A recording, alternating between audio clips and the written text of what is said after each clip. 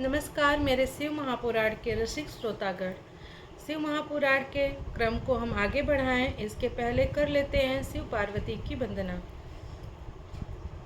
कर्पूर गौरम करुणावतारम संसार सारम भुजगेन्द्रहारम सदा वसंतम हृदयारविन्दे भवं भवानी सहितं नमामि। शिव पार्वती की वंदना के बाद अब हम देखते हैं कि हमारा पाठक्रम कौन सा है और पाठ संख्या कौन सी है। तो हमारा शिव महापुराण में आज है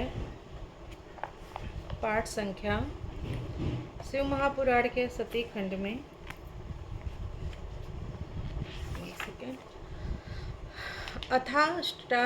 अथाष्टादशो अध्याय और नाम है देवताओं और मुनियों सहित भगवान शिव का दक्ष के घर जाना, दक्ष द्वारा सबका सत्कार एवं सती तथा शिव का विवाह। तो चलिए अपने पाठ के क्रम को हम आगे बढ़ाते हैं।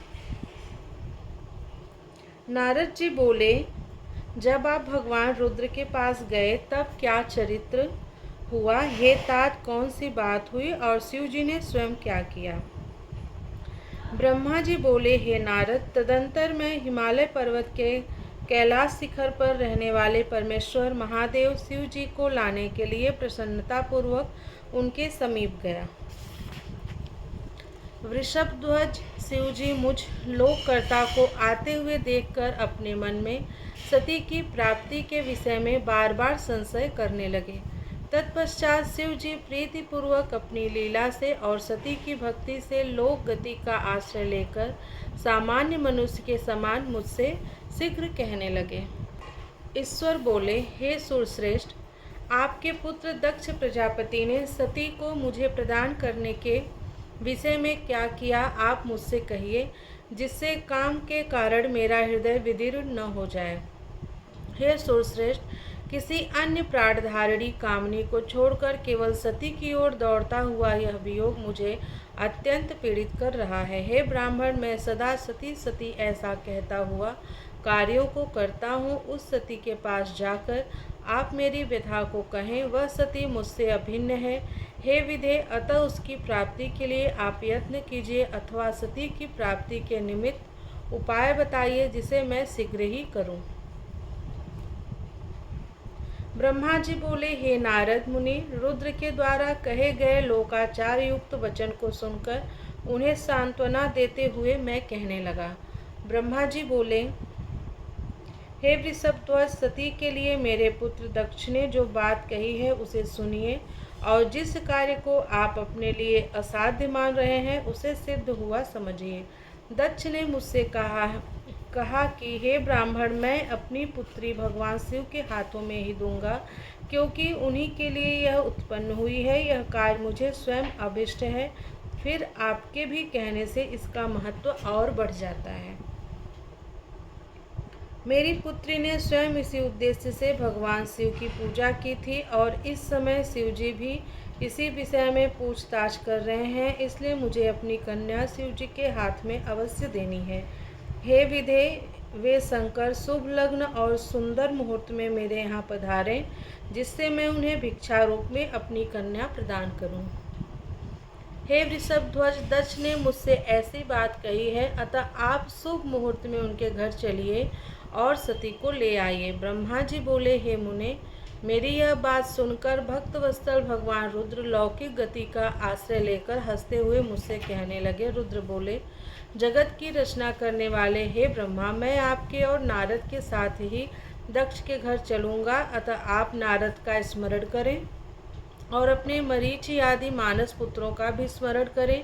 हे विधे, मैं अपने गणों सहित उन सबके साथ दक्ष के घर चलूँगा। ब्रह्मा जी बोले, हे नारद, लोकाचार के निर्वाह में लगे हुए भगवान शिव जी के इस प्रकार आज्ञा देने पर मैंने अपने नारद का और मरीचि आदि पुत्रों का स्मरण किया। तब मेरे स्मरण करते ही आपके साथ मेरे सभी मानस पुत्र प्रसन्न होकर आदर पूर्वक शीघ्र ही वहाँ उपस्थित हो गए। भगवान रुद्र के स्मरण करने पर शिव भक्तों में श्रेष्ठ वे विष्णु भी अपने सैनिकों तथा कमला लक्ष्मी के साथ गरुड़ पर आरूढ़ हो तुरंत ही वहां आ गए। तदंतर चैत्र शुक्ल पक्ष त्रयोदशी में रविवार को पूर्वा फाल्गुनी नक्षत्र में उन महेश्वर ने विवाह के लिए यात्रा की। ब्रह्मा विष्णु आदि सभी देवताओं और ऋषियों के साथ मार्ग में चलते हुए वे शिव जी बहुत शोभा पा रहे थे। वहां जाते हुए देवताओं मुनियों तथा आनंद मग्न मन वाले प्रमथ गणों का मार्ग में महान उत्सव हो रहा था।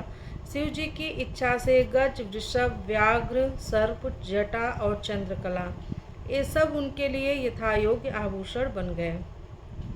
तदंतर वेग से चलने वाले बलिवर्द बैल पर आरूढ़ हुए महादेव जी विष्णु आदि को साथ लिए क्षण भर में प्रसन्नता पूर्वक दक्ष के घर जा पहुँचे।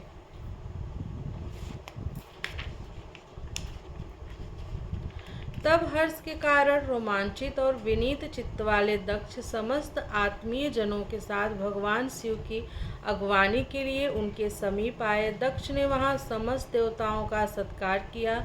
वे सब लोग सुरश्रेष्ठ शिव जी को बिठाकर उनके पार्श्व भाग में स्वयं भी मुनियों के साथ यथा क्रम बैठ गए। इसके पश्चात दक्ष मुनियों सहित समस्त देवताओं तथा गणों को साथ लेकर भगवान शिव को घर के भीतर ले गए। उस समय दक्ष ने प्रसन्न चित्त होकर उत्तम आसन देकर स्वयं ही विधि पूर्वक सर्वेश्वर शिव जी का पूजन किया। तत्पश्चात उन्होंने